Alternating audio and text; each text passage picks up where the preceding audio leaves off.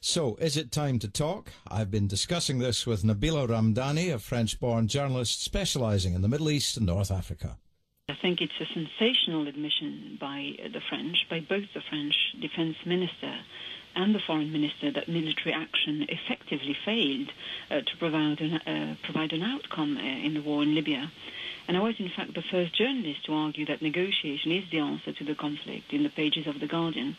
So the fact that the French are now engaging in a dialogue with Gaddafi is clearly good news. Let's not, lose track of the reason why NATO intervened in Libya in the first place. It was supposedly to preserve human life, and the whole point of the UN Resolution 1973 was to save civilians who were allegedly about to be slaughtered by Gaddafi's forces in Benghazi.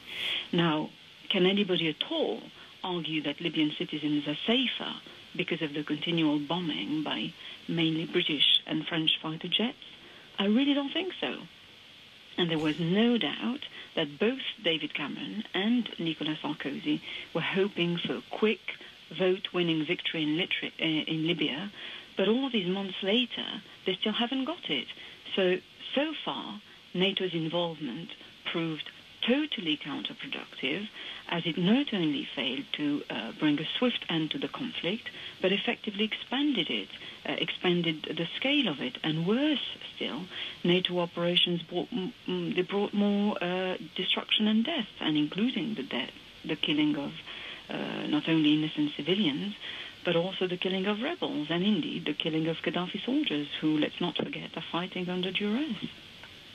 Con Coughlin there mentioned the hardline opposition of the British Foreign Secretary, William Hague. Do you think that could change if a pragmatic solution did emerge from the French approach? Well, I think, as opposed to what Con Coughlin was saying, there never been a close relationship between the British and the French.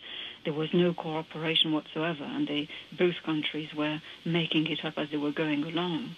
The French, for example, were the first ones to go in Libya, and this happened even during the crucial meeting was still happening at the Élysée Palace. French jets were already flying over Libya, and of course the French started to arm the rebels, which is of course a clear breach of the UN Resolution 1973.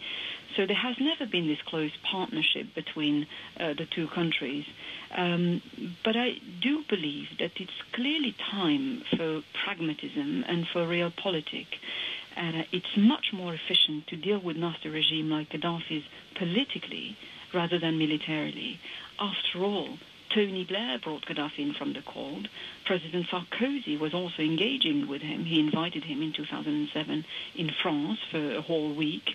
And it was a huge deal to get Gaddafi to give up his weapon of mass destruction program, to get him to work hand in hand with the CIA to fight terrorism.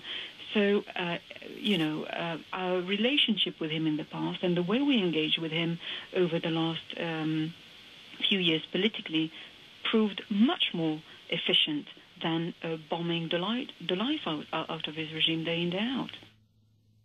And that was Nabila Ramdani.